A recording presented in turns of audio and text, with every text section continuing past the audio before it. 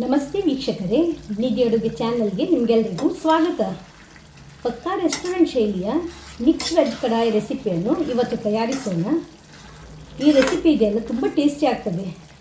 ಸಾಮಾನ್ಯವಾಗಿ ವೆಜ್ ಕಡಾಯಿ ರೆಸಿಪಿಯನ್ನು ನಾವೆಲ್ಲ ಮಾಡ್ತೇವೆ, ಆದರೆ ನಾನಿವತ್ತು ತಯಾರಿಸಿದ ಮೆಥಡಲ್ಲಿ ಮಾಡಿ ನೋಡಿ, ಖಂಡಿತ ಎಲ್ಲರೂ ಇಷ್ಟಪಟ್ಟು ತಿಂತಾರೆ. ಸಿಂಪಲ್ಲಾಗಿ ಈ ರೆಸಿಪಿಯನ್ನು ಡಾಬಾ ಶೈಲಿಯಲ್ಲಿ ಹೇಗೆ ಮಾಡೋದಂತ ಇವತ್ತಿನ ವಿಡಿಯೋದಲ್ಲಿ ನೋಡೋಣ. ಮೊದಲಿಗೆ ಕಡಾಯಿ ಮಸಾಲೆಯನ್ನು ತಯಾರಿಸೋಣ. ಇಲ್ಲಿ ಪ್ಯಾನನ್ನು ಬಿಸಿಗಿಟ್ಟು 1 ಸ್ಪೂನಷ್ಟು ಜೀರಿಗೆ, 1 ಸ್ಪೂನ್ ಕೊತ್ತಂಬರಿ, 1 ಸ್ಪೂನಷ್ಟು ಸೋಂಪು ಕಾಳು ಹಾಗೂ ಸಾಧಾರಣ 20 ಕಾಳು ಮೆಣಸು ಹಾಗೂ ಇದರ ಜೊತೆಗೆ 2 ಬ್ಯಾಡಗಿ ಮೆಣಸನ್ನು ಸೇರಿಸುವ. ಇದನ್ನು ಮೀಡಿಯಮ್ ಟು ಲೋ ಫ್ಲೇಮಲ್ಲಿ ಹುರ್ಕೊಳ್ಬೇಕು. ಸ್ಪೈಸಸ್ ಚೆನ್ನಾಗಿ ಹುರಿದು ಕೆಂಪಗಾಗಬೇಕು. ಅಷ್ಟು ಹೊತ್ತು ನಾವು ಇದನ್ನು ಫ್ರೈ ಮಾಡಿಕೊಳ್ಳುವ. ಈಗ ನೋಡಿ, ಸೇರಿಸಿದ ಜೀರಿಗೆ ಕೊತ್ತಂಬರಿ ಸಿಡಿಯಲು ಪ್ರಾರಂಭವಾಗಿದೆ. ಈಗ ಇದರ ಕಲರ್ ಕೂಡ ಲೈಟಾಗಿ ಚೇಂಜ್ ಆಗಿದೆ. ಇಷ್ಟಾಗುವಾಗ ಫ್ಲೇಮನ್ನು ಆಫ್ ಮಾಡುವ. ಇದು ತಂದ ನಂತರ ಇದನ್ನು ತರಿತರಿಯಾಗಿ ಹುಡಿ ಮಾಡಬೇಕು. ನೆಕ್ಸ್ಟ್ ನೋಡಿ, ತರಕಾರಿಗಳನ್ನು ಫ್ರೈ ಮಾಡಿಕೊಳ್ಬೇಕು. ಹಾಗಾಗಿ ಪ್ಯಾನಲ್ಲಿ 3 ಸ್ಪೂನಷ್ಟು ಎಣ್ಣೆಯನ್ನು ಸೇರಿಸಿ, ಎಣ್ಣೆ ಬಿಸಿಯಾಗುವಾಗ 1 ಕಪ್ಪಷ್ಟು ಬೀನ್ಸ್, 2 ಕ್ಯಾರೆಟ್, ಅರ್ಧ ಕಪ್ಪಷ್ಟು ಹಸಿ ಬಟಾಣಿ, ನೀವು ಫ್ರೋಝನ್ ಪೀಸನ್ನು ಸಹ ಬಳಸ್ಬೋದು, 2 ಆಲೂಗಡ್ಡೆ ಕ್ಯೂಬ್ ಶೇಪಲ್ಲಿ ಕಟ್ ಮಾಡಿದ್ದು, ಇವಿಷ್ಟನ್ನು ಸೇರಿಸಿ ಹುರ್ಕೊಳ್ಬೇಕು. ಈಗ ಇದರಲ್ಲಿ 1 ಕಪ್ಪಷ್ಟು ಗೋಬಿಯನ್ನು ಸಹ ಸೇರಿಸುವ. ರುಚಿಗೆ ಉಪ್ಪು ಹಾಗೂ 1/4 ಸ್ಪೂನಷ್ಟು ಅರಿಶಿನ ಹುಡಿಯನ್ನು ಸೇರಿಸಿ ಫ್ರೈ ಮಾಡಿಕೊಳ್ಬೇಕು. ತರಕಾರಿ ಎಣ್ಣೆಯಲ್ಲಿ ಚೆನ್ನಾಗಿ ಫ್ರೈ ಆಗಬೇಕು. ಮೀಡಿಯಮ್ ಫ್ಲೇಮಲ್ಲಿ ಇದನ್ನು ಫ್ರೈ ಮಾಡಿಕೊಳ್ಳುವ. ಇದನ್ನು ಸಾಧಾರಣ 7 ರಿಂದ 8 ನಿಮಿಷಗಳ ಕಾಲ ಫ್ರೈ ಮಾಡಿಕೊಳ್ಳುವ. ತರಕಾರಿ ಇದೆಯಲ್ಲ, ಲೈಟಾಗಿ ಕಲರ್ ಚೇಂಜ್ ಆಗಿ ಗೋಲ್ಡನ್ ಬ್ರೌನ್ ಕಲರ್ ಬರಬೇಕು. ಅಷ್ಟು ಹೊತ್ತು ಇದನ್ನು ಹುರ್ಕೊಳ್ಬೇಕು.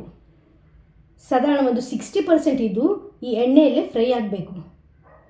ಹಾಗಾಗಿ 7 ರಿಂದ 8 ನಿಮಿಷ ಇದನ್ನು ಹುರ್ಕೊಂಡಿದ್ದೇನೆ. ಈಗ ಕಲರ್ ಕೂಡ ಲೈಟಾಗಿ ಚೇಂಜ್ ಆಗಿ ಗೋಲ್ಡನ್ ಕಲರ್ ಬಂದಿದೆ. ಇಷ್ಟಾಗುವಾಗ ಇದನ್ನು ತೆಗೆದು ಪ್ಲೇಟಲ್ಲಿ ಇಡುವ. ಈ ಪ್ಯಾನಲ್ಲಿ ಎಣ್ಣೆ ಉಳಿದಿದೆ. ಈಗ ಇದರಲ್ಲಿ ನಾವು ಕ್ಯೂಬ್ ಶೇಪಲ್ಲಿ ಕಟ್ ಮಾಡಿದ 1 ನೀರುಳ್ಳಿ ಹಾಗೂ 1 ಕ್ಯಾಪ್ಸಿಕಮನ್ನು ಸೇರಿಸಿ ಹುರ್ಕೊಳ್ಬೇಕು.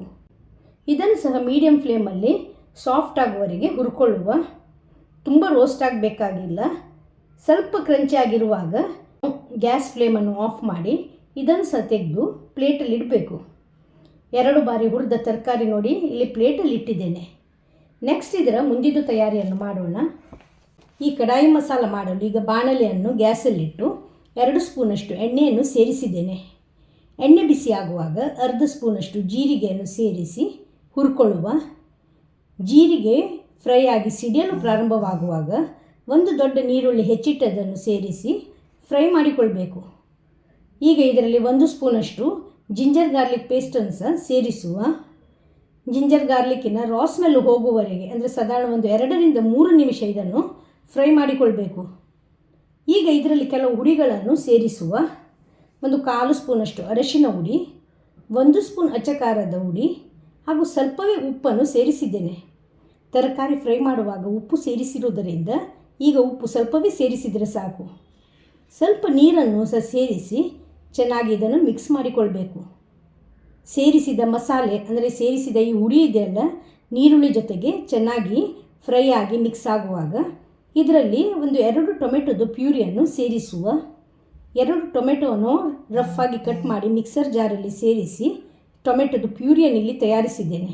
ಇದನ್ನು ಈಗ ಕಡಾಯಿಯಲ್ಲಿ ಸೇರಿಸಿ ಫ್ರೈ ಮಾಡಿಕೊಳ್ಬೇಕು. ಈ ಟೊಮೆಟೊದು ರಾ ಸ್ಮೆಲ್ ಹೋಗುವವರೆಗೆ ಇದನ್ನು ಫ್ರೈ ಮಾಡಿಕೊಳ್ಳುವ. ಈಗ ಮಸಾಲೆ ಚೆನ್ನಾಗಿ ಫ್ರೈ ಆಗಿ ಇಲ್ಲಿ ಆಯಿಲ್ ಸಪ್ರೇಟ್ ಆಗಲು ಪ್ರಾರಂಭವಾಗಿದೆ. ಈಗ ಇದರಲ್ಲಿ ನಾವು ಹುರಿದಿಟ್ಟ ತರಕಾರಿಯನ್ನು ಸೇರಿಸಬೇಕು. ಸೇರಿಸಿದ ತರಕಾರಿ ಮಸಾಲೆ ಜೊತೆಗೆ ಚೆನ್ನಾಗಿ ಮಿಕ್ಸ್ ಆಗಬೇಕು. ಅಷ್ಟು ಹೊತ್ತು ಇದನ್ನು ಮಿಕ್ಸ್ ಮಾಡಿಕೊಳ್ಬೇಕು. ಈಗ ಮಸಾಲೆ ತರಕಾರಿ ಜೊತೆಗೆ ಚೆನ್ನಾಗಿ ಮಿಕ್ಸ್ ಆಗಿದೆ. ಈಗ ಇದರಲ್ಲಿ ನಾವು ಆಗಲೇ ತಯಾರಿಸಿಟ್ಟ ಕಡಾಯಿ ಮಸಾಲೆ ಇದೆಯಲ್ಲ, ಅದನ್ನು ಸೇರಿಸಬೇಕು. 1 ಕಪ್ಪಷ್ಟು ನೀರನ್ನು ಸೇರಿಸುವ. ಚೆನ್ನಾಗಿ ಇದನ್ನು ಮಿಕ್ಸ್ ಮಾಡಿಕೊಳ್ಳುವ. ತರಕಾರಿ ಚೆನ್ನಾಗಿ ಕುಕ್ ಆಗಬೇಕು. ಹಾಗಾಗಿ 3 ನಿಮಿಷ ಇದನ್ನು ಮೀಡಿಯಮ್ ಉರಿಯಲ್ಲಿ ಬೇಯಿಸಿಕೊಳ್ಳುವ. ಈ ಸಮಯದಲ್ಲಿ ಸೇರಿಸಿದ ವೆಜಿಟೇಬಲ್ಸ್ ಇದೆಯಲ್ಲ, 80% ಕುಕ್ ಆಗಬೇಕು. ಹಾಗಾಗಿ ಇದನ್ನು 3 ನಿಮಿಷ ಮೀಡಿಯಮ್ ಉರಿಯಲ್ಲಿ ಬೇಯಿಸುವ. ಈಗ ನೋಡಿ, ವೆಜಿಟೇಬಲ್ಸ್ 80% ಕುಕ್ ಆಗಿದೆ. ಇಷ್ಟಾಗುವಾಗ ಇದರಲ್ಲಿ 4 ಸ್ಪೂನಷ್ಟು ಫ್ರೆಶ್ ಕ್ರೀಮನ್ನು ಸೇರಿಸಬೇಕು. ಕ್ರೀಮ್ ಸೇರಿಸಿದ ನಂತರ ಮಸಾಲೆ ಜೊತೆಗೆ ಇದನ್ನು ಚೆನ್ನಾಗಿ ಮಿಕ್ಸ್ ಮಾಡಿಕೊಳ್ಳುವ. ಅರ್ಧ ಸ್ಪೂನಷ್ಟು ಗರಂ ಮಸಾಲೆ ಹುಡಿ, 1 ಸ್ಪೂನಷ್ಟು ಕಸೂರಿ ಮೇಥಿಯನ್ನು ಸಹ ಸೇರಿಸಿದ್ದೇನೆ. ಪುನಃ ಒಂದು ಅರ್ಧ ಕಪ್ಪಷ್ಟು ನೀರನ್ನು ಸೇರಿಸಿ ಎಲ್ಲವನ್ನು ನೀಟಾಗಿ ಮಿಕ್ಸ್ ಮಾಡಿ ಇದನ್ನು ಕುದಿಸಿಕೊಳ್ಬೇಕು. ಈಗ ನೋಡಿ ಮಸಾಲೆ ಚೆನ್ನಾಗಿ ಕುದೀತಾ ಇದೆ. ಈ ಸಮಯದಲ್ಲಿ ನಾವು ಹುರಿದಿಟ್ಟ ಕ್ಯಾಪ್ಸಿಕಮ್ ಹಾಗೂ ಓನಿಯನ್ ಇದೆಯಲ್ಲ ಅದನ್ನು ಸೇರಿಸಬೇಕು. ಸಣ್ಣಗೆ ಹೆಚ್ಚಿಟ್ಟ ಕೊತ್ತಂಬರಿ ಸೊಪ್ಪು ಒಂದು 4 ಸ್ಪೂನಷ್ಟು ಸೇರಿಸುವ. ನೀಟಾಗಿ ಎಲ್ಲವನ್ನು ಮಿಕ್ಸ್ ಮಾಡುವ. ಲಿಡ್ ಮುಚ್ಚಿ ಇದನ್ನು ಒಂದು 5 ನಿಮಿಷಗಳ ಕಾಲ ಕುದಿಸಿಕೊಳ್ಬೇಕು. ಈಗ ಒಂದು 5 ನಿಮಿಷ ಬಿಟ್ಟು ಲಿಟ್ಟನ್ನು ಓಪನ್ ಮಾಡಿದ್ದೇನೆ. ತರಕಾರಿ ಇದೆಲ್ಲ ಕಂಪ್ಲೀಟಾಗಿ ಕುಕ್ ಆಗಿದೆ. ನೀವು ಈ ತರಕಾರಿ ಜೊತೆಗೆ ಬೇಕಾದರೆ ಪನ್ನೀರನ್ನು ಸಹ ಸೇರಿಸ್ಬೋದು. ಗ್ರೇವಿ ಕನ್ಸಿಸ್ಟೆನ್ಸಿ ನೋಡಿ ಪರ್ಫೆಕ್ಟಾಗಿ ಬಂದಿದೆ ಕೂಡ. ಈಗ ಗ್ಯಾಸ್ ಫ್ಲೇಮನ್ನು ಹೈಯಲ್ಲಿಟ್ಟು ಒಂದು 2 ನಿಮಿಷಗಳ ಕಾಲ ಕುದಿಸಿ ಫ್ಲೇಮನ್ನು ಆಫ್ ಮಾಡುವ. ಪರ್ಫೆಕ್ಟ್ ಆದ ರೆಸ್ಟೋರೆಂಟ್ ಶೈಲಿಯ ಮಿಕ್ಸ್ಡ್ ವೆಜ್ ಕಡಾಯಿ ಇಲ್ಲಿ ರೆಡಿಯಾಗಿದೆ. ಇದು ತುಂಬ ಟೇಸ್ಟಿಯಾಗಿ ಬರ್ತದೆ. ಇದನ್ನೀಗ ಸರ್ವ್ ಮಾಡೋಣ. ತಯಾರಿಸಿದ ಈ ವೆಜ್ ಕಡಾಯಿ ಇದೆಯಲ್ಲ ಪೂರಿ, ರೋಟಿ, ಚಪಾತಿ ಜೊತೆಗೆ ಒಂದು ಒಳ್ಳೆ ಕಾಂಬಿನೇಷನ್ ಅಂತ ಹೇಳ್ಬೋದು. ಈ ರೀತಿ 4-5 ತರಕಾರಿಗಳನ್ನು ಬಳಸಿ ಹೆಚ್ಚು ಇಂಗ್ರೀಡಿಯೆಂಟ್ಸನ್ನು ಬಳಸದೆ ಪಕ್ಕಾ ರೆಸ್ಟೋರೆಂಟ್ ಶೈಲಿಯ ಈ ವೆಜ್ ಕಡಾಯಿ ತುಂಬ ಟೇಸ್ಟಿಯಾಗಿ ಬರ್ತದೆ. ಇವತ್ತಿನ ವಿಡಿಯೋದಲ್ಲಿ ಡಾಬಾ ಶೈಲಿಯ ಅಥವಾ ರೆಸ್ಟೋರೆಂಟ್ನಲ್ಲಿ ಸಿಗುವಷ್ಟೇ ಟೇಸ್ಟಿಯಾದ ರೆಸಿಪಿಯನ್ನು ತಯಾರಿಸಿದ್ದೇನೆ. ಖಂಡಿತ ಟ್ರೈ ಮಾಡಿ ನೋಡಿ ಹೇಗಾಗಿದೆ ಅಂತ ನಿಮ್ಮ ಅಭಿಪ್ರಾಯವನ್ನು ಕಮೆಂಟ್ ಸೆಕ್ಷನಲ್ಲಿ ತಿಳಿಸಿ. ವಿಡಿಯೋ ಇಷ್ಟವಾಗಿದ್ದಲ್ಲಿ ರೆಸಿಪಿಗೆ ಲೈಕ್ ಕೊಡಿ, ಶೇರ್ ಮಾಡಿ. ಚಾನಲ್ ಸಬ್ಸ್ಕ್ರೈಬ್ ಮಾಡದೆ ನೋಡ್ತಾ ಇರುವವರು ದಯವಿಟ್ಟು ಸಬ್ಸ್ಕ್ರೈಬ್ ಮಾಡಿ. ಮತ್ತೊಂದು ವಿಭಿನ್ನ ರುಚಿಯ ರೆಸಿಪಿ ಜೊತೆಗೆ ಇನ್ನೊಮ್ಮೆ ಸಿಗೋಣ. ಧನ್ಯವಾದಗಳು.